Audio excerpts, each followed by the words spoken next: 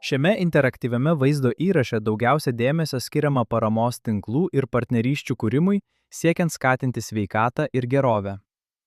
Išmoksite kurti bendraminčių grupės, plėtoti profesinės ir bendruomeninės partnerystės, kurti ilgalaikės iniciatyvas, skatinti mentorystę ir organizuoti informavimo renginius lyčių lygybės sveikatos srityje tema.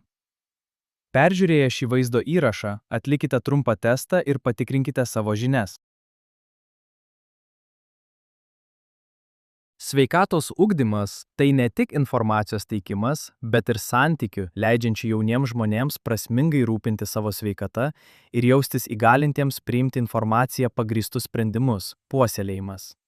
Tai labai svarbi jaunimo ugdymo dalis, nes ji padeda jauniems žmonėms suprasti ilgalaikį su sveikata susijusių sprendimų poveikį jų fiziniai, psichiniai ir emociniai geroviai. Labai svarbu, kad jaunų žmonių balsai išliktų pagrindiniu visų sveikatos iniciatyvų elementu. Aktyviai įsiklausydami į jų rūpesčius, idėjas ir gyvenimišką patirtį, jaunimo darbuotojai gali kurti aktualesnes, įtraukesnes ir veiksmingesnes programas. Kai jauni žmonės jaučiasi išgirsti ir vertinami, jie labiau linkę aktyviai įsitraukti ir prisimti atsakomybę už savo sveikatą. Saugios aplinkos, skirtos aptarti sveikatą ir gerovę kūrimas yra ypač svarbus jauniems žmonėms, ypatingai jauniems vyrams, kurie gali jausti spaudimą prisitaikyti prie tradicinių vyriškų idealų.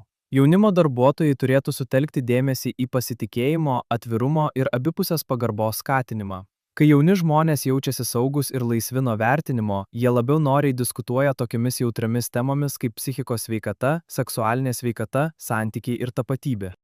Naudodamiesi tarpusavio parama, jauni žmonės gali dalintis asmeninę patirtimi, mokytis vieni iš kitų ir ugdyti stiprų priklausimo jausmą. Šios saugios erdvės skirtos ne tik dalintis informaciją, bet ir asmeniniam augimui.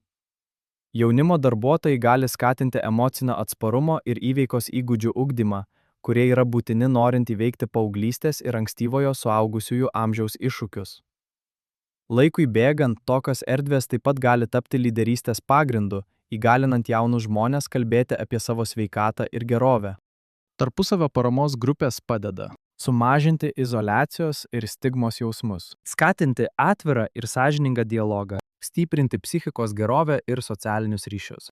Partnerystė su sveikatos priežiūros specialistais yra ypač svarbi siekiant teikti tikslę, savalaikę ir patikimą informaciją apie sveikatą.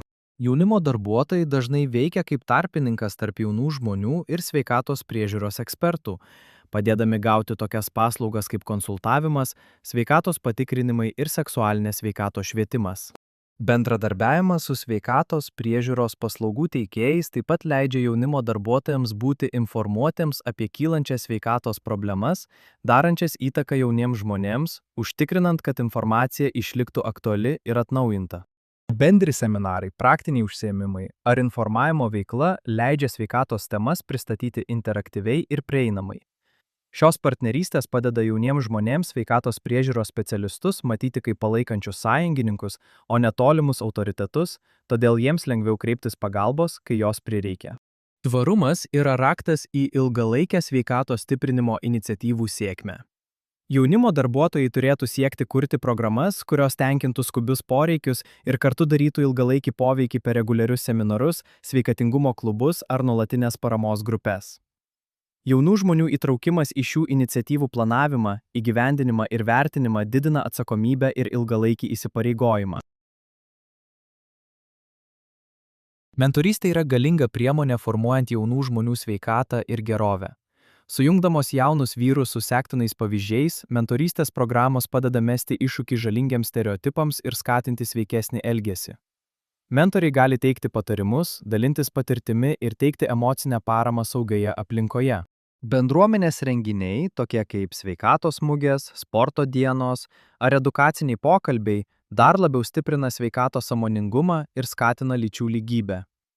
Šie renginiai skatina kolektyvinę atsakomybę, sujungia jaunimą su vietos ištekliais ir suteikia galimybių lavinti lyderystės įgūdžius. Tvarių sveikatos stiprinimo programų kūrimas reikalauja bendradarbiavimo, atsidavimo ir ilgalaikės vizijos. Remdami tarpusavio grupės, partnerystę su sveikatos priežiūros specialistais, mentorystės programas ir bendruomenės įsitraukimą, jaunimo darbuotojai padeda kurti aplinką, kurioje jauni žmonės galėtų klestėti. Gebėjimas prisitaikyti ir reaguoti į kintančius poreikius užtikrina, kad šios iniciatyvos išliktų aktualios ir veiksmingos sprendžiant kintančius iššūkius, su kuriais šiandien susiduria jauni žmonės. Dabar kviečiame atlikti testą, kuriame galėsite pasitikrinti savo įgytas žinias, atsakydami į 4 klausimus.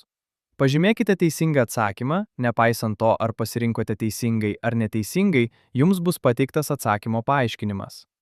Pradėkime.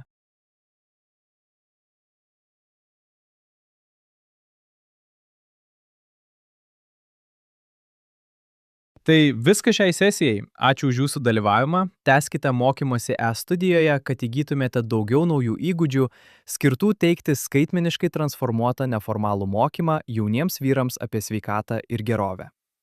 Sėkmingai baigę mokymo kursą įgysite skaitmeninį ženklelį jaunimo darbuotojas, inovatyvus jaunų vyrų sveikatos ir gerovės puoselėtojas.